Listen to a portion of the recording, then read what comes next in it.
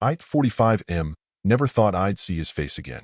15 years is a long time, but the moment he walked into my hospital's ER, I recognized him instantly. The same steel gray hair, though thinner now. The same expensive watch, probably a different one, but just as flashy. He didn't recognize me. Why would he? I was just one of thousands he destroyed. I'm a trauma surgeon now, but let me take you back to 2008.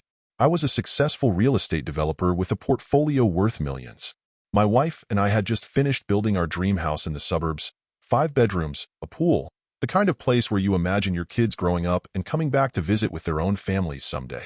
We had 2 kids, a boy and a girl, aged 7 and 5 at the time. Life was perfect, or so I thought. That's when I met Mr. B. He worked for one of the biggest investment banks in the country. Sharp suit, perfect teeth, the kind of confidence that makes you trust him instantly. He came highly recommended by my business partner, who'd made a fortune through him. The pitch was simple: mortgage-backed securities, guaranteed returns, minimal risk. It's like printing money, he said, flashing that million-dollar smile. I wasn't completely naive. I asked questions, requested documentation, even had my lawyer look it over. Everything seemed legitimate. Mr. B had answers for everything, smooth as silk. This is how the big players make their real money, he'd say, making me feel like I was being let in on some elite secret. I invested everything. My business capital, our savings, even took out loans against my properties. Why wouldn't I? The returns for the first few months were incredible. My wife was skeptical at first, but seeing those early profits silenced her doubts. We even started planning to buy a vacation home in Florida. Then the market crashed. It wasn't just a bad investment. It was a catastrophe. Those guaranteed securities were worthless. The documentation? Cleverly worded lies. My lawyer later told me it was all technically legal, despite being morally bankrupt. Mr. B had known exactly what he was selling. He'd dumped toxic assets on countless small investors like me, while his bank's preferred clients had been quietly warned to pull out months earlier. I tried everything to save what I could. Spent weeks trying to get a meeting with Mr. B. His secretary would smile apologetically and say he was in meetings. I called, emailed, even camped outside his office one desperate morning. Security escorted me out. The last time I saw him before today, he was getting into his Mercedes, pretending not to see me standing there in the rain. The next few months were a blur of foreclosure notices, creditor calls, and sleepless nights. My business partner had already filed for bankruptcy. I had to lay off all my employees, some of whom had been with me for over a decade. The hardest part was watching my wife's face as I explained we were going to lose everything. She tried to be supportive at first, said we could downsize, start over. But the stress ate away at our marriage. The fighting started small, about bills, about my gambling our future away, about what to tell the kids. Then it got bigger. She couldn't sleep, started having anxiety attacks. The kids began having problems at school. One morning, I woke up to find a note. She'd taken the kids to her parents in Minnesota. Just for a while, she wrote, until we figure things out. But we both knew it was over. I sold our dream house for a third of what it was worth before the crash. Moved into a studio apartment, then couldn't afford even that. Lived in my car for 3 months, parking in different Walmart lots each night, showering at a gym where I still had a membership. I'd sit there some nights, looking at old photos on my phone, wondering how I'd gone from being a millionaire to this. The turning point came on a rainy night in that Walmart parking lot. I was looking through job listings on my phone when I came across an article about a doctor who'd started medical school at 35. Something clicked. I'd always been good at science, had even considered becoming a doctor before going into real estate. Maybe this was my chance. Getting into medical school in your 30s isn't easy. I spent 2 years taking prerequisite courses at a community college, working as a night security guard to pay the bills. Studied for the MCAT during my breaks, using borrowed textbooks and free online resources. My credit was shot, but I managed to get federal loans for med school. Being older than most of my classmates was tough, but I had something they didn't: desperation. Failure wasn't an option. Residency was brutal. Working 80-hour weeks while trying to keep up with student loan payments, living on ramen and coffee. But for the first time since the crash, I felt like I was doing something meaningful. Every saved life was a small redemption. Every successful surgery helped heal my own wounds a little. I chose trauma surgery because it felt right, helping people on their worst days, making split-second decisions that mean the difference between life and death. It's intense, demanding work, but that's what I needed. No time to dwell on the past when you're elbow deep in someone's chest cavity. Over the years, I rebuilt my life. Made peace with my past, or so I thought. My ex-wife remarried. The kids grew up. I missed a lot, but we stay in touch now. They're both in college, doing well.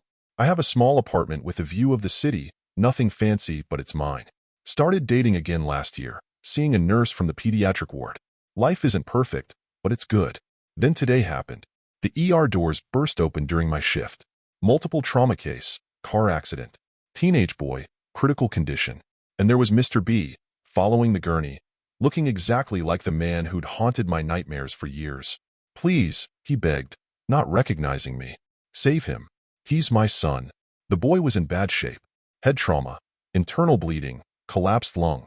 The kind of case where every second counts. I'm the best trauma surgeon in this hospital, and I was the only one available. For a split second, standing there looking at Mr. B's terrified face, I thought about karma, about justice, about how easy it would be to just be a little slower, a little less careful.